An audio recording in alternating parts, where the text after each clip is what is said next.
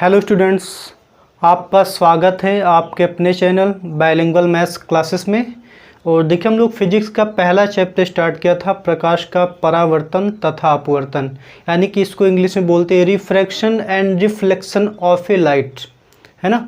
इसमें मैंने देखिए कई सारे पार्ट ऑलरेडी करवा दिए हैं। अगर आपने नहीं देखा है तो आप सबसे पहले जाकर उन लेक्चर्स को देख सकते हैं, ताकि आपको यहाँ पर कोई भी प्रॉब्लम ना आने पाए। ठीक है, तो चलिए फिर हम लोग बिना टाइम वेस्ट के हम लोग समझते हैं कि आखिर ये प्रकाश का अपवर्तन क्या होता है, क्योंकि चैप्टर का नाम ही था प्रकाश का परावर्तन तथा अपवर्तन। परावर्तन मैंने कंप्लीट करा दिया है, आज से हम लोग स्टार्ट करेंगे अपवर्तन। आखिर प्रकाश का अपवर्तन होता क्या है। ठीक है, तो मैंने सबसे पहले लेक्चर्स में आपको मैंने एक बात बताई थी कि जो है प्रकाश को चलने के लिए किसी भी माध्यम की आवश्यकता नहीं होती है। मैंने आपको बताया था कि प्रकाश को चलने के लिए किसी भी माध्यम की आवश्यकता नहीं होती है। प्रकाश हर एक पारदर्शी माध्यम में चल सकता है। अब देखिए यहाँ पे मैंने एक वर्ड यूज किया है, पारदर्शी माध्यम। आखिर पारदर्शी माध्यम होता क्या है। पारदर्शी माध्यम जैसे हवा, पारदर्शी माध्यम का मतलब जिसके आर पार देखा जा सके। जैसे हवा होता है ना, जैसे हम लोग यहाँ पे देख रहे हैं बीच में यहाँ पे हवा है ना, जैसे यहाँ पे सारा हवा है, तो ये पारदर्शी माध्यम है, क्योंकि मैं इस पार से उस पार को देख पा रहा हूँ। ठीक है, और जैसे कांच हो गया, और उसके बाद जैसे कहें पानी, लेकिन अब पानी देखिए कई कैटेगरी का होता है। गंदहला पानी नहीं होना चाहिए, ठीक है, मतलब एकदम फ्रेश पानी होना चाहिए, यानी तभी वो पारदर्शी होगा, जिसके आर पार क्या है देखा जा सके। तो यानी कि जो प्रकाश होता है किसी भी पारदर्शी माध्यम में चल सकता है। लेकिन आपको ये भी मैंने बताया था कि प्रकाश की जो चाल होती है हर एक माध्यम में अलग होगी। हवा में अगर प्रकाश चल रहा है तो वहाँ पर उसकी चाल अलग होगी।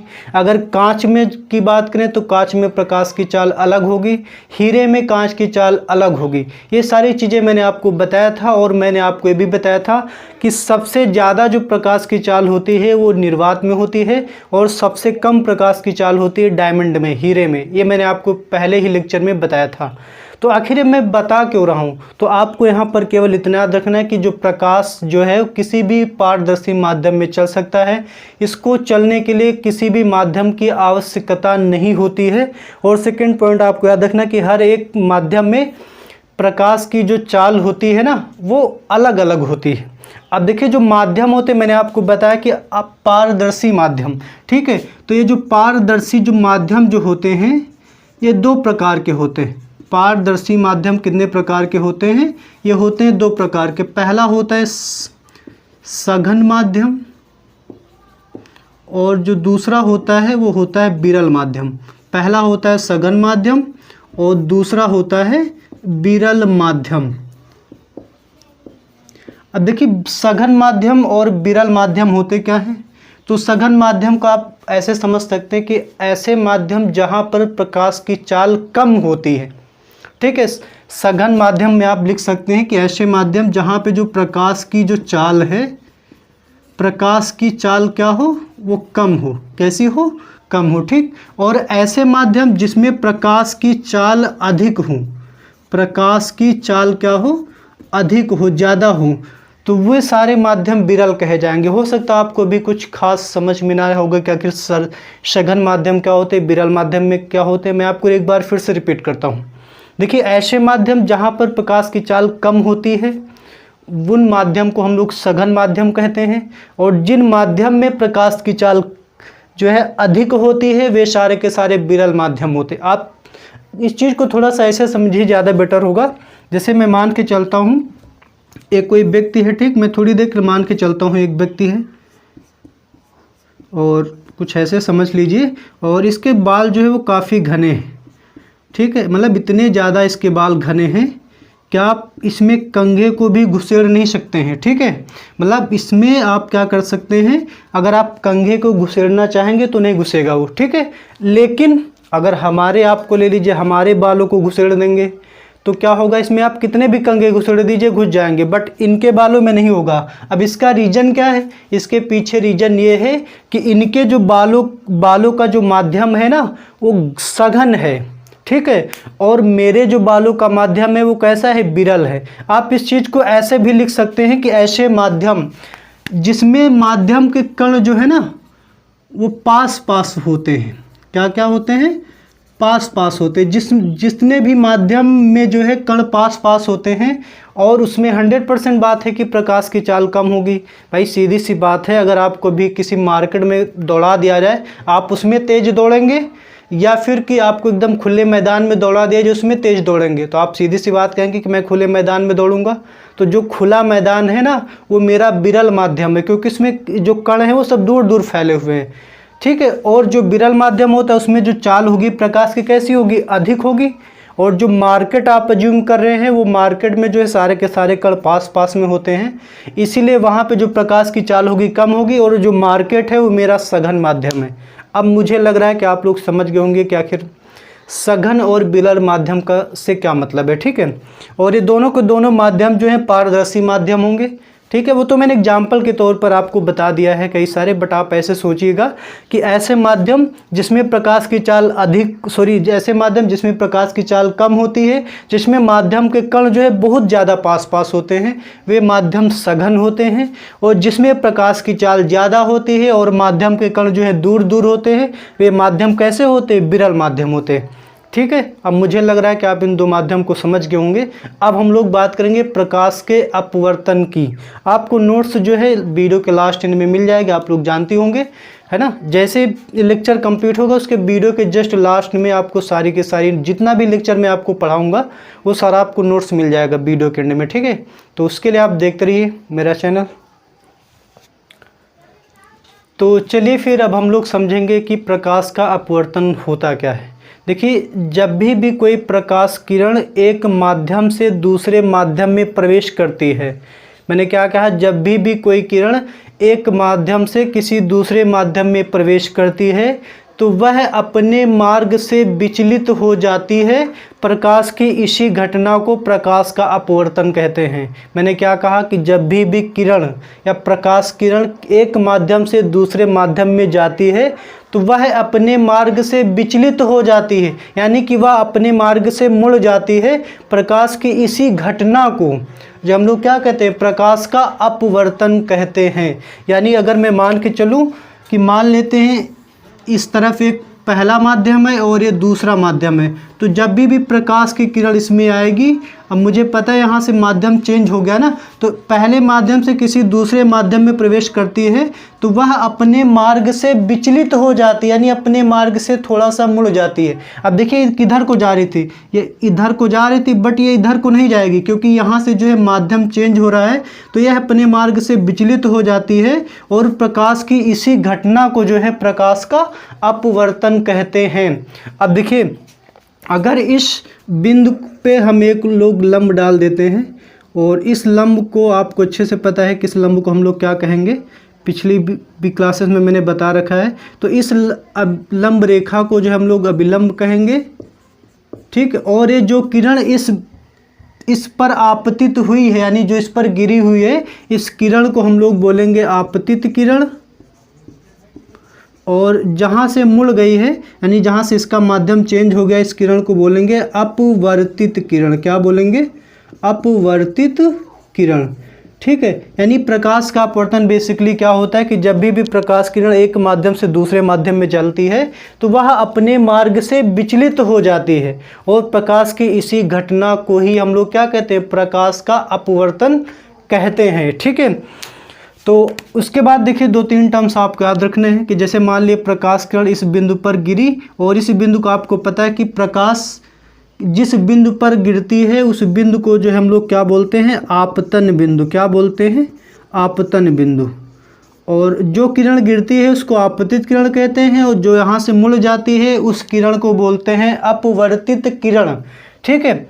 इस अभिलंब और आपतित किरण के बीच एक कोण बनता है, इस कोण को जो हम लोग बोलते हैं आपतन कोण। क्या बोलते हैं?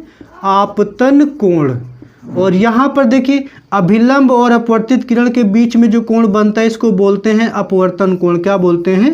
अपवर्तन कोण।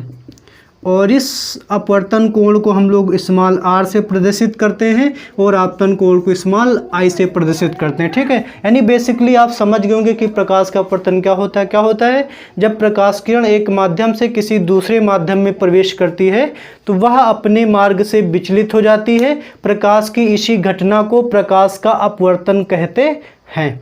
ठीक है, उसके बाद देखिए मैंने टर्म्स बताए कि आखिर अपवर्तित किरण क्या होती है और आपतित किरण क्या होती है, ये आप लोग समझ ही गए होंगे। ठीक है, और इसके बाद जैसे वहाँ पिछले हम लोगों ने पढ़ा था कि परावर्तन के नियम थे ना, तो वैसे ही यहाँ पर भी जो है अपवर्तन के नियम है। तो नेक्स्ट टॉपिक है हमारा अपवर्तन के नियम। नोट्स आपको वीडियो के लास्ट में मिल जाएगा, तो आपको नोट्स लिखने की ज़रूरत नहीं है, केवल आप मेरी बात सुनिए बस ढंग से। ठीक है, पूरे तन मन से मेरी आवाज़ सुनिए और वीडियो को ध्यान से देखते रहिए। तो देखिए अपवर्तन का नियम क्या था। तो जैसे परावर्तन के नियम आपने पहला पढ़ा था कि आपतित किरण तथा परावर्तित किरण व अभिलंब आपतन बिंदु पर तीनों एक ही तल में होते हैं। वही चीज़ पहला नियम यहाँ पर भी है। आपतित किरण आप देख सकते हैं कि आपतित किरण, अपवर्तित किरण, आपतित किरण, अपवर्तित किरण तथा अभिलंब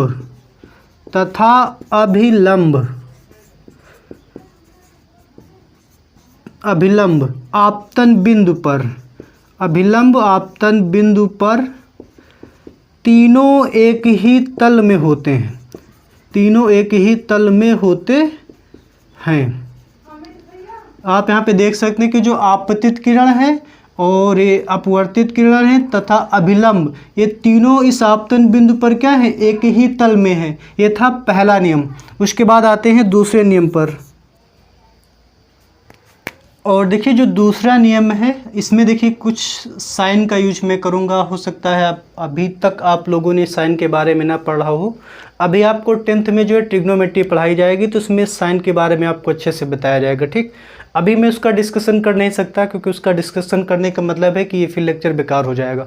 तो एक लाइन को आप थोड़ी देर के लिए रट लीजिए। जब आप साइंस मैथ पढ़ेंगे, मैथ में ट्रिग्नोमेट्री पढ़ेंगे, तब जाके वो आपको क्लियर हो जाएगा। ठीक है, तो दूसरा नियम में कहता है कि जो ये आपतन कोण है ना और ये परावर्तन कोण, तो आपतन कोण को हमने बताया था आपको I से रिप्रेजेंट करेंगे और अपवर्तन कोण को R से। ठीक है, तो दूसरा नियम में कहता है कि आपतन कोण की ज्या, साइन को हिंदी में ज्या बोलते हैं, आपतन कोण की ज्या को लिखते हैं साइन, किसकी ज्या, आपतन कोण की ज्या तथा परावर्तन कोण की ज्या यानी कि साइन R, इन दोनों का जो अनुपात होता है वो एक नियतांक होता है। मैंने क्या कहा कि आपतन कोण की ज्या यानी कि साइन I तथा अपवर्तन कोण की ज्या यानी कि साइन R, इन दोनों का जो अनुपात होता है वो एक नियतांक होता है। ठीक है, जिसे जो है दूसरे माध्यम का पहले माध्यम के सापेक्ष अपवर्तनांक कहते हैं। मैंने दूसरा नियम क्या कहा कि आपतन कोण की ज्या तथा अपवर्तन कोण की ज्या का अनुपात एक नियतांक होता है, जिसे दूसरे माध्यम का अपवर्तनांक पहले माध्यम के सापेक्ष कहते हैं। ये लाइन अभी आपको मुझे पता है समझ में नहीं आएगी, क्योंकि मैं जो अपवर्तनांक है इसके बाद अगला टॉपिक है, मैं उसको आपको समझाऊंगा। ठीक, आप केवल अभी के लिए इतना याद रख लीजिए कि आपतन कोण की ज्या तथा अपवर्तन कोण की ज्या का अनुपात जो होता है एक नियतांक होता है, यानी कि कांस्टेंट होता है, जिसे हम लोग क्या कहते हैं, अपवर्तनांक कहते हैं। अभी मैं अपवर्तनांक के बारे में आपको बताऊंगा।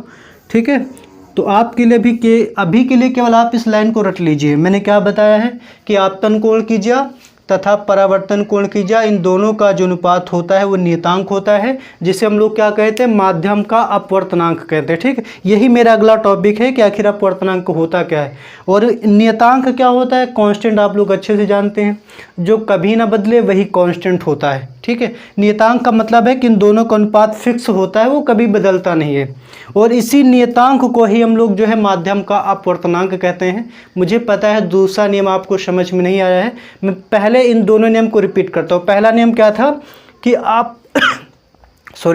कि आपतित किरण कामा अपवर्तित किरण तथा अभिलंब आपतन बिंदु पर, ये तीनों एक ही तल में होते हैं। आप देख सकते हैं कि इस बिंदु पर आपतित किरण और इसी बिंदु पर अपवर्तित किरण और इसी बिंदु पर अभिलंब, ये तीनों क्या है, एक ही बिंदु पर होते हैं या फिर एक ही तल में होते हैं। और दूसरा नियम है कि आपतन कोण की ज्या तथा अपवर्तन कोण की ज्या, इन दोनों का जो अनुपात होता है एक नियतांक होता है, जिसे हम लोग माध्यम का अपवर्तनांक कहते हैं। ठीक है, आई होप आपको नियम तो समझ में आ गया होगा। मुझे लग रहा है आपको दूसरे नियम में कन्फ्यूजन है, तो वो अभी आपका क्लियर हो जाएगा, क्योंकि आप अभी तक अपवर्तनांक के बारे में नहीं जानते हैं। तो हमारा जो अगला टॉपिक है वो है अपवर्तनांक।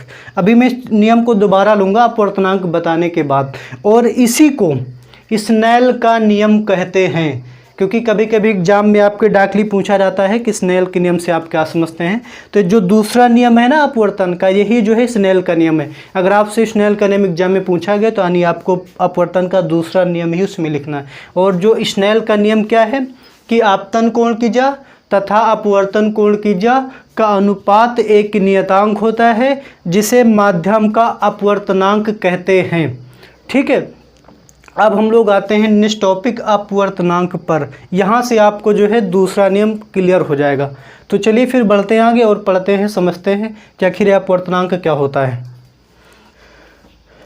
तो जो मेरा अगला टॉपिक है वो है अपवर्तनांक। क्या है? अपवर्तनांक। तो देखिए, अपवर्तनांक समझने से पहले मैं आपको 2-3 एग्जाम्पल बताता हूँ। जैसे अगर मान लेते हैं हमारे पास एक माध्यम में जल या फिर इसी को कहें, और दूसरा माध्यम है, या पानी लिख दीजिए, है ना, वो तो एक ही बात हुई। पहला माध्यम मेरे पास जल है और दूसरा माध्यम मेरे पास मान लेते हैं वायु है, यानी कि हवा, और तीसरा माध्यम में मान के चलता हूँ कांच है।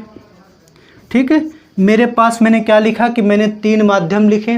पहला माध्यम जल है, दूसरा माध्यम वायु है और तीसरा माध्यम कांच। तो आप इन तीनों को पढ़ते वक्त आप लोग इतना तो समझ गए होंगे कि इसमें जो सबसे सघन माध्यम होगा वो कौन सा माध्यम होगा? कांच। भाई आप देख के बता पाएंगे ना कि जो सबसे सघन माध्यम है वो कांच, यही कहेंगे। और जो सबसे विरल माध्यम है वो क्या है? वायु है। यही कहेंगे ना कि जो सबसे सघन माध्यम है वो कांच है और जो सबसे विरल माध्यम है वो क्या है? वायु है। अब इसी चीज़ को मैं पूछूं, अब आज आप मान के चलिए, अब मैं आपसे पूछूं इसमें मुझे बताओ कि इसमें जो सबसे सघन माध्यम है तो आप कांच कह पाएंगे? आप अगर कांच कह रहे हैं तो अगला बंदा तुरंत बोल देगा कि नहीं, सबसे सघन माध्यम डायमंड होता है, हीरा होता है, यही तो कहेंगे। भाई अभी तक जब मैंने यहाँ पे वायु और जल रखा था तो आपने देख के बता दिया कि भैया जो सबसे सघन माध्यम है कांच है। लेकिन अब क्या है, केवल मैंने कांच लिखा और मैं आपसे पूछ रहा हूँ कि जो सबसे सघन माध्यम आप मुझे बताइए। तो हो सकता है कि आप मुझे बता देते कि कांच है, लेकिन अगला बंदा उसी वक्त बोल पड़ेगा कि नहीं, कांच सबसे सघन माध्यम नहीं है, सबसे सघन माध्यम जो होता है वो क्या होता है? हीरा होता है। अब हीरा आप कैसे समझ पाए कि सबसे सघन माध्यम है? क्योंकि आपको पता है कि जो प्रकाश की चाल है वो सबसे कम जो है हीरे में होती है। यानी मैं यहाँ से ये भी कह सकता हूँ कि जिस माध्यम में या फिर किसी माध्यम में प्रकाश की चाल कम है या ज़्यादा है, वही तो हमको बता रहा है कि जो माध्यम है वो सघन है कि विरल है। मेरी बात समझ में आ रही है ना? भाई आपने क्या देखा कि जो कांच है उसमें सबसे कम चाल होती है प्रकाश की, तो आपने कह दिया कि वो सबसे सघन माध्यम है। और वायु या निर्वात में सबसे ज़्यादा प्रकाश की चाल होती है, तो आप कह दिए भैया कि उसमें जो प्रकाश की चाल है वो सबसे ज़्यादा है, यानी वो विरल माध्यम है। अब आप मुझे ये बताइए, आखिर ऐसा क्या था कि जब मैंने यहाँ पे पहला जल और दूसरा जब वायु लिखा तब आपने बता दिया फटाक से कि सबसे जो सघन माध्यम है कांच है। लेकिन जब मैंने सिर्फ कांच को लिखा तो आप सही से बता नहीं पाए कि कौन सा माध्यम सघन है, कौन सा माध्यम विरल है। अब ऐसा रीज़न क्या था? उसका रीज़न सिर्फ इतना था, जब मैंने इन तीनों को लिखा तो आपने बताया कि कांच मेरा सघन माध्यम है, क्योंकि आपको यहाँ पे तीनों में देख के पता चल रहा था कि जो वायु है और जो जल है उससे ये सघन माध्यम है। मतलब आपने यहाँ पे कांच सघन या विरल बताने के लिए इन दोनों के सापेक्ष ही तो बताया है। मतलब कहने का सीधा सा मेरा ये है, जब भी आप किसी माध्यम को सघन या विरल बताते हैं तो किसी न किसी अन्य माध्यम के रिस्पेक्ट में ही बताएंगे। भाई जैसे आप सपोज करिए इस चीज़ को रिस्पेक्ट यानी कि सापेक्ष को समझने के लिए, आप सपोज करिए आप और आपके फ्रेंड दो लोग हैं, वो दौड़ रहे हैं, तो आपने कहा कि मैं तेज़ दौड़ रहा हूँ। आप कैसे करें कि तेज़ दौड़ रहे हैं? क्योंकि आप दूसरे वाले फ्रेंड को देखकर बता रहे हैं, यानी आप दौड़ तेज रहे हैं या आप धीमे दौड़ रहे हैं, ये बता रहे अपने दूसरे वाले फ्रेंड के सापेक्ष। मुझे लग रहा है आप सापेक्ष का मीनिंग समझ गए होंगे। तो जो ये अपवर्तनांक है, ये मुझे सिर्फ इतना बताएगा कि जो मेरा माध्यम है वो कितना सघन है या फिर कितना विरल है।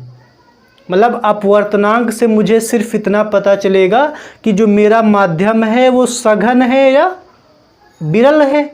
अब लेकिन सघन और विरल किसके बताओगे? किसी न किसी माध्यम के रिस्पेक्ट में ही तो बताओगे। तो यानी कह सकते हो कि अपवर्तनांक जो है मुझे ये बताएगा कि किस माध्यम में प्रकाश की चाल कितनी है, क्योंकि आपको प्रकाश की चाल को देखकर ही तो बताते हैं कि माध्यम मेरा सघन है कि विरल है। और कोई माध्यम कितना सघन होता है या फिर कितना विरल है, ये मुझे बताएगा अपवर्तनांक। यानी कि अपवर्तनांक काम है ये बताना कि माध्यम विरल है या सघन है, लेकिन वो विरल और सघन जो है वो किसी न किसी अन्य माध्यम के सापेक्ष में बताया जाएगा। ठीक है, तो इसकी जो मैंने ओवरव्यू बताया है, इसकी यही डिफिनीशन है। अब देखिए एक चीज़ मैं आपको और बता दूं, आप देखिए ये रिप्रेजेंटेशन बहुत मायने रखता है। जैसे मैं इस क्वेश्चन में पूछूं कि इसमें आप मुझे जो है सघन माध्यम बताइए। ठीक है, तो सघन माध्यम आप बताएंगे कि भैया जो जल है वो सघन माध्यम है ना, और जो वायु है वो कैसा माध्यम है? विरल माध्यम है। ठीक, अब यहाँ से देखिए मैं एक चीज़ को और रिपीट करता हूँ कि जो अपवर्तन क्या होता है वो मैं आपको फिर से बताता हूँ, है ना। ये सारा का सारा नोट्स आपको मिल जाए सीक्वेंस में, आपको टेंशन लेने वाली कोई बात नहीं। तो देखिए मैंने आपको सबसे पहला जो टॉपिक पढ़ाया है अपवर्तन। तो अपवर्तन मैंने क्या बताया था कि मैंने बताया था कि जब एक प्रकाश किरण एक माध्यम से दूसरे माध्यम में प्रवेश करती है तो वह अपने मार्ग से थोड़ा सा मुड़ जाती है या फिर वह अपने मार्ग से विचलित हो जाती है। प्रकाश की इसी घटना को प्रकाश का अपवर्तन कहते हैं, यही मैंने बताया है। अब इसी चीज़ को थोड़ा सा और हम लोग डिटेल में समझेंगे, क्योंकि आपको पता है कभी तो किरण सघन से विरल में जाएगी, तब किस तरीके से वो मुड़ेगी? ऐसा भी तो हो सकता है वो विरल से सघन में जा रही होगी, तब किरण किधर मुड़ेगी, किस ओर मुड़ जाएगी? तो वही चीज़ हम लोग समझने के लिए मैंने इसको पहले मुझे वहीं पर बताना था, लेकिन मैंने वहाँ पे नहीं बताया है। ठीक है, ताकि आपको चीज़ें ज़्यादा बेटर समझ में आए। तो आप याद रखिए कि जब भी कोई प्रकाश किरण मान लेते हैं मेरा विरल माध्यम है, और इधर जो है जो दूसरा माध्यम है वो मेरा सघन माध्यम है। ठीक, तो आप याद रखिए जब भी कोई किरण विरल माध्यम से सघन माध्यम में जाती है तो वो हमेशा और हमेशा वो अभिलंब की ओर ही झुक जाएगी। मैंने क्या कहा कि जब भी कोई किरण विरल माध्यम से सघन माध्यम में प्रवेश करेगी तो वो हमेशा अभिलंब की ओर विचलित हो जाएगी, यानी अभिलंब की ओर क्या है? झुक जाती है। अब देखिए आपको पता है इसका जो एक्चुअल पाथ है, यानी कि जो सही रास्ता था वो ये था, लेकिन मुझे पता है कि यहाँ पे माध्यम चेंज हो रहा है तो ये मुड़ जाएगी। अब किधर मुड़ेगी? तो आपने देखा कि जो विरल से सघन माध्यम में प्रवेश कर रही है तो ये जो है अभिलंब की ओर झुकेगी। और यही चीज़ अगर उल्टा हो जाए, मान लेते हैं यहाँ पर मेरा सघन माध्यम है और इधर विरल माध्यम है।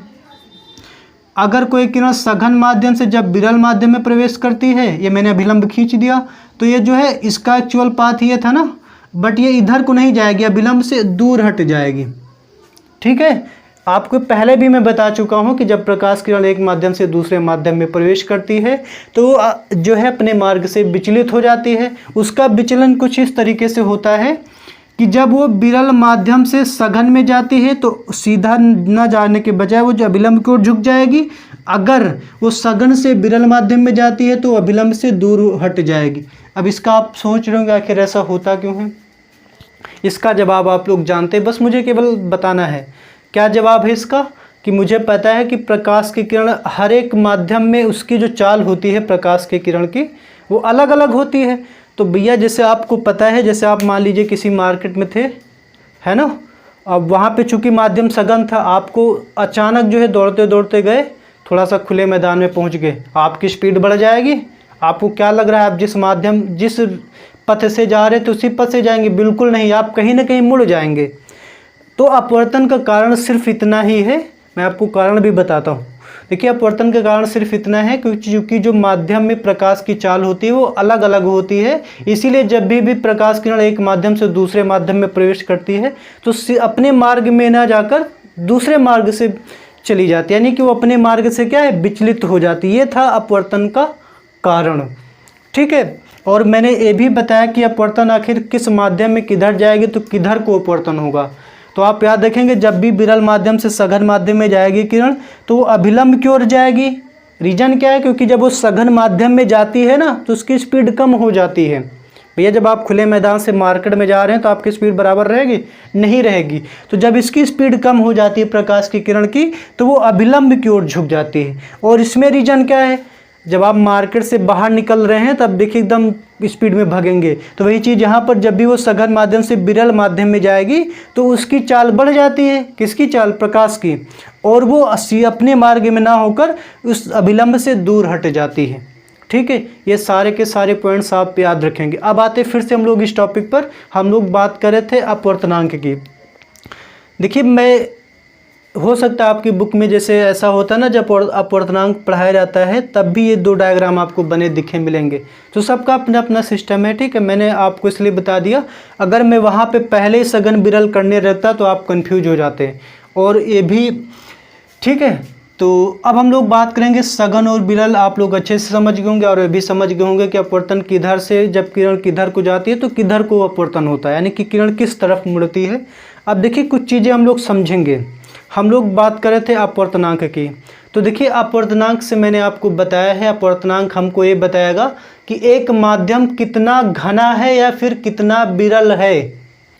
अब लेकिन मैंने आपको पहले भी बताया भैया सघन और विरल, जैसे आप दो लोग दौड़ते हैं तो आप कैसे बताते हैं कि आप तेज दौड़ रहे हैं या फिर धीरे दौड़ रहे हैं, तो दूसरे के सापेक्ष ही तो बताते हैं। वैसे यहाँ पर भी है, कोई माध्यम कितना सघन है या फिर विरल है ये मुझे बताएगा अपवर्तनांक, लेकिन किसी न किसी माध्यम के सापेक्ष बताएगा। अब सपोज करिए थोड़ी देर ले, जो मैं यहाँ पे बताने वाला हूँ आप इसको ध्यान से समझिए, ठीक है। अब देखिए, अगर जैसे मान लीजिए हम लोग, अब देखिए एक चीज़ और मैं बता दूं, जो अपवर्तनांक होता है ना इसको हम लोग स्मॉल एन से प्रदर्शित करते हैं। किससे प्रदर्शित करते हैं, अपवर्तनांक को स्मॉल एन से प्रदर्शित करते हैं।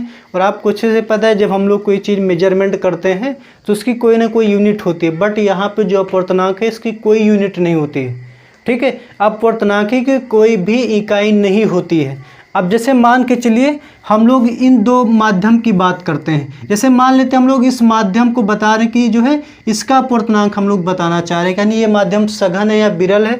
अगर मैं इसका अपवर्तनांक बताना चाह रहा हूँ, यानी लिखूंगा अपवर्तनांक, जल को हम लोग W से रिप्रेजेंट कर देते हैं और Y को एयर से, है ना। तो अपवर्तनांक मैं बताना चाह रहा हूँ W का, यानी कि जल का, किसके सापेक्ष में बताना चाह रहा हूँ, हवा के सापेक्ष में। तो मैं इसको यहाँ पर लिख दूंगा, ठीक है। मैंने क्या कहा, अपवर्तनांक जल का किसके सापेक्ष में, ए के सापेक्ष में, यानी कि वायु के सापेक्ष में।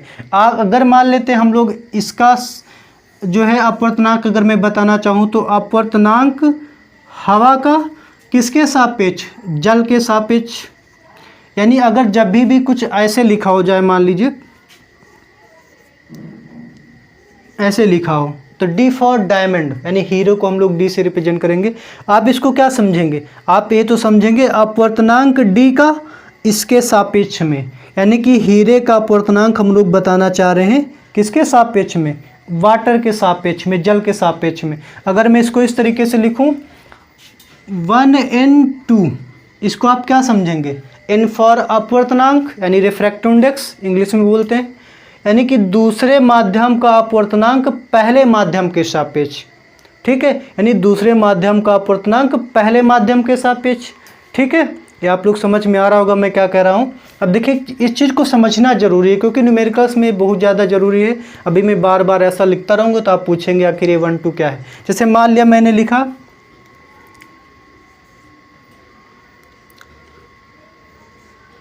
इसको, बताइए मुझे क्या लिखा, तो आप कहेंगे अपवर्तनांक इसका, मतलब इसकी बात करते हैं और इसके सापेक्ष में, तो आप इधर वाले को समझेंगे सापेक्ष और इधर हम जिसकी बात करते हैं, यानी कि जल का अपवर्तनांक डी के सापेक्ष में, यानी हीरे के सापेक्ष में। मुझे लग रहा है आप समझ गए होंगे। ठीक है, अब देखिए एक बार मैं फिर से स्नेल नियम को जो है दोबारा रिपीट करना चाहूँगा।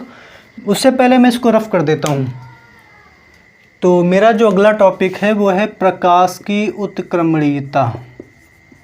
प्रकाश की नाम से लग रहा उत्क्रमणीयता मतलब उल्टा। देखिए जब कोई प्रकाश किरण एक माध्यम से दूसरे माध्यम में जिस पथ से जाती है और उसी पथ से वापस लौट आती है तो इसी को ही प्रकाश की उत्क्रमणीयता कहते हैं। मतलब अगर कोई किरण एक माध्यम से दूसरे माध्यम में गई, जिस पथ से, जिस रास्ते से, उसी रास्ते से वापस लौट आती है तो प्रकाश की इस प्रक्रिया, फिर इस घटना को जो हम लोग प्रकाश की उत्क्रमणीयता कहते हैं। मैं थोड़ी देर के लिए मान के चलता हूँ कि जो प्रकाश किरण है वो पहले माध्यम से जो है दूसरे माध्यम में प्रवेश करती है। अगर मैं इसमें स्नेल नियम लगाऊं, क्या लगाऊं? स्नेल नियम। स्नेल नियम क्या कहता है कि साइन आई बटे साइन आर, आपको आ गया होगा, ये आई है और ये क्या है? आर है। जो साइन आई बटे साइन आर होता है स्नेल के नियम से क्या होता है? वो होता है, देखिए किरण जिसमें जा रही होती है उसका अपवर्तनांक लिखते हैं, यानी कि दूसरे माध्यम का अपवर्तनांक। और कहाँ से किरण आ रही? पहले माध्यम के सापेक्ष। ठीक है, आप इसमें लिखेंगे जब किरण पहले माध्यम से दूसरे माध्यम में प्रवेश कर रही हो तब स्नेल नियम कहेगा कि जो साइन आई बटे साइन आर है वो बराबर होगा n/1 के। लेकिन अगर इसी चीज़ को मैं प्रकाश किरण जब दूसरे माध्यम से पहले माध्यम में जा रही हो, मैंने क्या कहा? जब प्रकाश किरण इस दूसरे माध्यम से पहले माध्यम में जा रही है तब स्नेल नियम लगाइए। अब देखिए किरण इधर से जा रही है तो जो आपतन कोण होगा ये होगा और अपवर्तन कोण ये हो जाएगा, क्योंकि उलट दिया है ना प्रकाश। अभी तक क्या था? प्रकाश किरण पहले माध्यम से दूसरे माध्यम में जा रही थी, अब दूसरे से पहले माध्यम में जाएगी तो हो जाएगा साइन आर बटे साइन आई। देखिए इस बार किरण कहाँ जा रही है? दूसरे से पहले में जा रही है तो अपवर्तनांक पहले का कहाँ से आ रही है? दूसरे माध्यम से। ठीक, अगर मैं इन दोनों का गुणा करवा दूँ आपस में तो इधर है साइन आई बटे साइन आर इंटू ये हो जाएगा साइन आर बटे साइन आई। इधर भी गुणा करा दीजिए, 1n2 इंटू 2n1, ये दोनों कैंसिल हो जाएंगे, इधर बन जाएगा 1, यानी कि 1n2 इंटू 2n1 बराबर किसके हो जाएगा? 1 के। यानी कि पहले माध्यम का अपवर्तनांक दूसरे माध्यम का अपवर्तनांक पहले के सापेक्ष तथा पहले के माध्यम का अपवर्तनांक दूसरे के सापेक्ष क्या होता है? 1 होता है। अगर यहाँ पे 3 माध्यम हो जाए, क्योंकि अभी तक तो 2 ही माध्यम थे। ठीक है, इस चीज़ को थोड़ा सा और समझ लेते हैं। जैसे मान लेते हैं कि अपवर्तनांक कांच का हवा के सापेक्ष में मान के चलता हूँ 3/2 है। मैंने क्या कहा कि कांच का जो अपवर्तनांक है हवा के सापेक्ष में 3/2 है। अगर इसको मैं पलट दूं, यानी हवा का अपवर्तनांक कांच के सापेक्ष बताएंगे तो आप इसको पलट देंगे, कितना हो जाएगा? 2/3। तो वही चीज़ मैंने यहाँ पर लिखी है, क्योंकि इन दोनों का प्रोडक्ट क्या होता है? 1 होता है। तो आप इसमें इस तरीके से याद रखेंगे, जैसे कि मान लीजिए कांच का, ग्लास का अपवर्तनांक कांच का अपवर्तनांक जल के सापेक्ष में अगर 3/2 है तो जल का अपवर्तनांक कांच के सापेक्ष में कितना हो जाएगा? 2/3। अब देखिए इसी चीज़ को और समझते हैं। अगर हमारे पास 3 माध्यम हो जाए, अभी तक तो 2 ही माध्यम थे, आगे कोई तीसरा माध्यम हो जाए तब क्या हो जाएगा? 1n2, यानी दूसरे का पहले के सापेक्ष और दूसरे का तीसरे के सापेक्ष और तीसरे का पहले के सापेक्ष, इन तीनों का प्रोडक्ट क्या हो जाएगा? 1। 2 होंगे तो भी 1 होगा और 3 होंगे, 3 का जो प्रोडक्ट होता है क्या होता है? 1 होता है। यानी पहले का दूसरे के सापेक्ष और दूसरे का तीसरे का सापेक्ष, तीसरे का पहले के सापेक्ष, इन तीनों को जो मल्टीप्लिकेशन होता है कितना होता है? 1 होता है। मुझे लग रहा है अब आप लोग समझ गए होंगे आखिर अपवर्तनांक होता क्या है। अपवर्तनांक का सीधा सा मतलब है कि कोई भी माध्यम कितना सघन है या विरल है, लेकिन कैसे? किसी के सापेक्ष। ठीक है, तो मुझे लग रहा है आप समझ गए होंगे। जो भी देखिए मैंने पूरी कोशिश की है समझाने की, अगर कोई चीज़ समझ में नहीं आई होगी तो आप बताइएगा, उसको मैं नेक्स्ट वीडियो में क्लियर करने की कोशिश करूँगा। और इशारे का सारा नोट्स मैं भी आपको वीडियो के लास्ट में प्रोवाइड कर दूँगा। तो इसके आगे हम लोग देखिए इस पर ढेरों टाइप के या फिर कई सारे टाइप के क्वेश्चन बनेंगे और ढेर सारे न्यूमेरिकल में कराऊँगा आपको, जो भी कुमार मित्तल की बुक में जितने भी क्वेश्चन दिए गए मैं सारे के सारे क्वेश्चन कराऊंगा। अगर उसमें क्वेश्चन कम है तो मैं एग्जाम्पल्स या फिर किसी और बुक से लूँगा और क्वेश्चन मैं आपको कराऊंगा, ठीक है। तो अगर आप न्यूमेरिकल सॉल्व करना चाहते हैं तो फिर चलिए मिलते हैं फिर नेक्स्ट वीडियो में। उसके लिए आप देखते रहिए मेरा चैनल बायलिंगुअल मैथ्स क्लासेस। देखिए, अगर आपको कुछ भी समझ में आ रहा है, अगर आपको सेशन पसंद आया हो, देखिए पसंद आने का मतलब है आइसक्रीम तो है नहीं जो मैं आपको खिला रहा हूँ आपको अच्छा ही लगेगा, है ना। अगर आप पढ़ेंगे तब अच्छा लगेगा। कोई चाउमीन खाना तो है नहीं जो सभी को अच्छी लगती है आपको भी अच्छी लगेगी। मैं जो करवा रहा हूँ उसमें किसी का तो मन लगेगा है नहीं, है ना। आप पढ़ रहे हैं मन से, अगर आपको समझ में आया है तो आप इसको ज़रूर शेयर कर दें, ठीक। और सब्सक्राइब भी कर लें मेरा चैनल अगर आपको पसंद है तो, नहीं तो स्किप करके चले जाइए। तो चलिए फिर मिलते हैं नेक्स्ट वीडियो में। वीडियो देखने के लिए धन्यवाद।